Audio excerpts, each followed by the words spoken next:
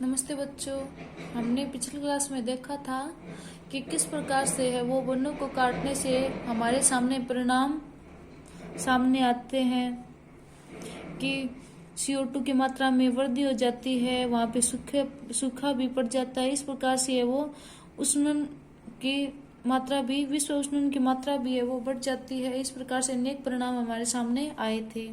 इसके आगे से देखो, मृदा के गुणों में परिवर्तन आने का मुख्य कारण वनोन्मूलन है। किसी भी क्षेत्र की मृदा के भौतिक गुणों पर वृक्षारोपण और वनस्पति का प्रभाव पड़ता है। यानी जो मिट्टी होती है, मृदा होती है, उसके गुणों का प्रभाव है वो उसके भौतिक गुणों पर वृक्षारोपण और वनस्पति का प्रभाव पड़ता है। कक्षा 7 का स्मरण कीजिए कि कक्षा की वृक्ष किस प्रकार से मृदा अपरदन को रोकते हैं, यानी मृदा के कटाव होने से किस प्रकार से रोकते हैं। भूमि पर वृक्षों की कमी होने से मृदा अपरदन अधिक होता है, मृदा का कटाव अधिक होता है। मृदा की ऊपरी परत हटाने से नीचे की कठोर चट्टानें दिखाई देने लग जाती हैं और इससे मृदा में ह्यूमस की कमी होती है। इससे जो मिट्टी है उसमें ह्यूमस की कमी होती है, जिससे उर्वरकता की भी अपेक्षाकृत कम होती है। धीरे धीरे उर्वर भूमि मरुस्थल में परिवर्तित हो जाती है, इसे मरुस्थलीकरण भी कहते हैं। और धीरे धीरे जो वो भूमि है वो मरुस्थल में चेंज हो जाती है, जिसे मरुस्थलीकरण भी कहते हैं। वनोन्मूलन से मृदा की जल धारण क्षमता तथा भूमि की ऊपरी सतह से जल के नीचे की ओर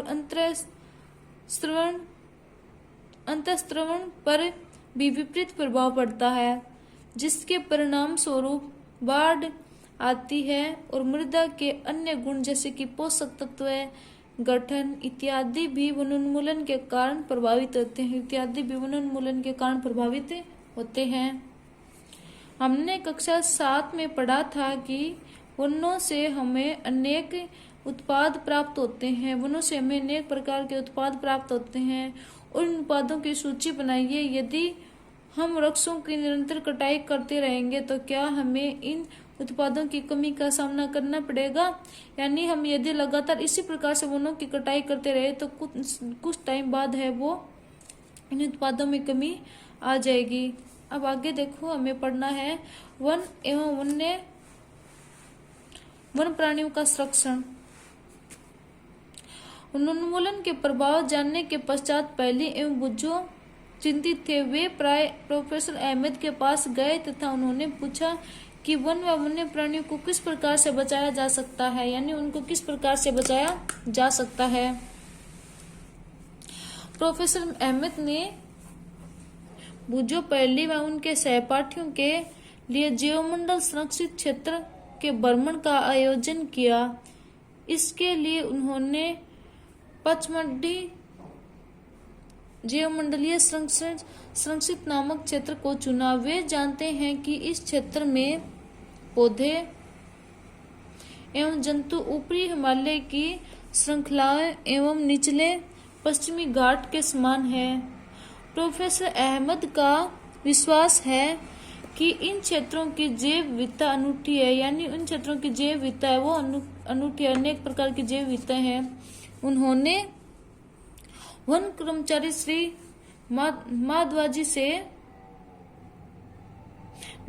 से जीवमंडलीय संरक्षित क्षेत्र बच्चों को मार्गदर्शित करने का अनुरोध किया। उन्होंने बताया कि जैविक महत्व के क्षेत्रों का संरक्षण हमारी राष्ट्रीय परंपरा का एक भाग है। यानी जैविक महत्व है वो उन क्षेत्रों का संरक्षण है वो हमारी राष्ट्रीय परंपरा का एक भाग है। जीवमंडल पृथ्वी का वह भाग है जिससे सजीव पाए जाते हैं। यानी विभिन्न प्रकार के सजीव पाए जाते हैं, विभिन्न प्रकार के है वो वनस्पति पाई जाती है, अथवा जो जीवन यापन के योग्य हैं वो जैव विविधता का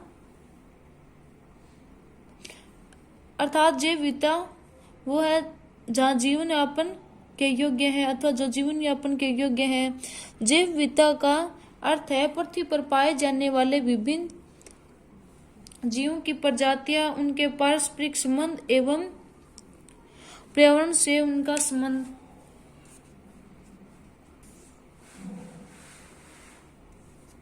माधव जी ने बच्चों को समझाया कि हमारे व्यक्तिगत प्रयासों एवं समाज के प्रयासों के अतिरिक्त सरकारी एजेंसियां भी वनों एवं वन वस्तुओं, वन्य जंतुओं को सुरक्षा हेतु कार्यरत है। सरकार इनकी सुरक्षा एवं संरक्षण हेतु नियम व विविध अन्य नीतियां बनाती है। वन्य जीव अभयारण्य, राष्ट्रीय उद्यान, जीव मंडल सुरक्षित क्षेत्र इत्यादि पौधे एवं जंतुओं के लिए संरक्षित एवं सुरक्षित क्षेत्र है। यानी जो हमारे सरकारी एजेंसियां हैं वो और वो वन्य जीवों की सुरक्षा हेतु के लिए अनेक कार्य सरकार के द्वारा किए गए हैं। उनमें जीवमंडल संरक्षित क्षेत्र और पेड़ पौधे और जंतुओं के लिए अनेक प्रकार से संरक्षित क्षेत्र और सुरक्षित क्षेत्र भी उनके द्वारा बनाए गए हैं। तो देखो बच्चों, आज के लिए इतना ही, इसके आगे से कल।